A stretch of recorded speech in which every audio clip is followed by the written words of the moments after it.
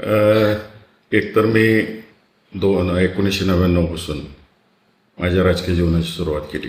आपलं चौक सरपंच, त्यानंतर पंचायत समिती सदस्य, सभापती, जिल्हा परिषद सदस्य. आज सगळ्यात म्हणजे सत्ता असू नाही तर नसू सगळ्या अधिकाऱ्यांबरोबर मी आदरातिथ्यानेच बोललेलो आहे आणि इथून पुढेही बोलत राहणार. तंत्रज्ञानाचा उपयोग करून केलेल्या ह्या सगळ्या गोष्टी आहेत. माझ्यावर अतिप्रेम असलेल्या लोकांना मी कुठं ना कुठं सापडावं ही काय माझी अपेक्षा राहते. नाही, आपण आता त्यांनी त्यांच्या क्लिपविषयी शंका जरी व्यक्त करत असली तर सोशल मीडियावरनं ते आणि त्यांचे समर्थक मोहिते पाटील पॅटर्न कसा आहे आणि नीट सांगितलं ऐकलं नाही तर आम्ही कसं सांगतो याचं उदाहरण देताना दिसत आहे. त्यामुळे त्यातलं वास्तव आपण तपासावं लागेल.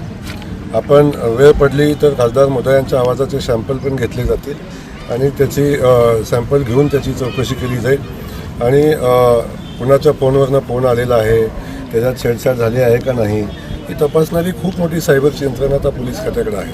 त्यामुळे त्याची व्यवस्थित तपासणी होईल आणि कुणी त्या कर्मचाऱ्याला कोंडून घातलं, कुणी बोलवलं, कुणी मारहाण केली हे कर्मचाऱ्याला तर माहिती आहे ना कुणी मारलं.